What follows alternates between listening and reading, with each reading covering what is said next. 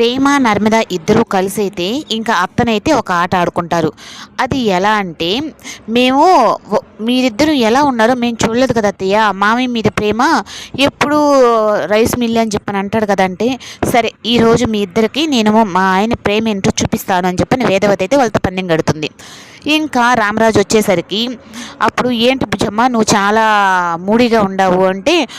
నాకేముంది నా మూడి తప్పకి ఇంకేముంది, అప్పుడంతా ఏమో రైస్ మిల్లు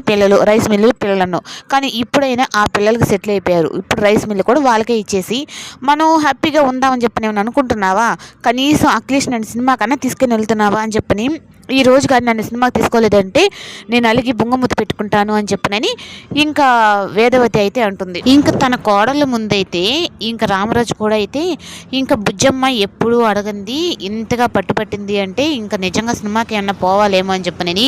సరే బుజ్జమ్మ నీ కోసం నేను నిన్ను తీసుకొని వెళ్తాను అనగానే ఇంకా నర్మద అలాగే ప్రేమ ఇద్దరు చూస్తున్నాం కానీ ఇంకా బుజ్జమ్మని అయితే దగ్గర తీసుకొని అలాగే బుజ్జమ్మ అని చెప్పంటే ఇంకా రామరాజు దగ్గర గుండెల మీద పడుకొని, చూసారా నేను గెలిచాను మీ ఇద్దరు ఓడిపోయారని చెప్పనంటే, అబ్బా నువ్వు చాలా గ్రేట్ అత్తా అని చెప్పనని ఇంకిద్దరు అయితే అంటారు. చూసావా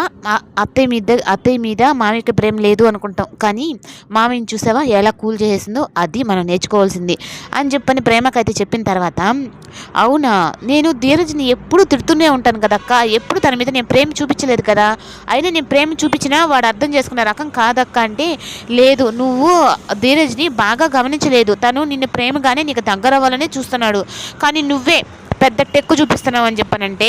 లేదు వాడు ఎప్పుడు నాకు ఆ విషయం చెప్పట్లేదంటే ఒకరు చెప్తారా, ఆ విషయం నువ్వే అర్థం చేసుకోవాలి, అంతే తప్పక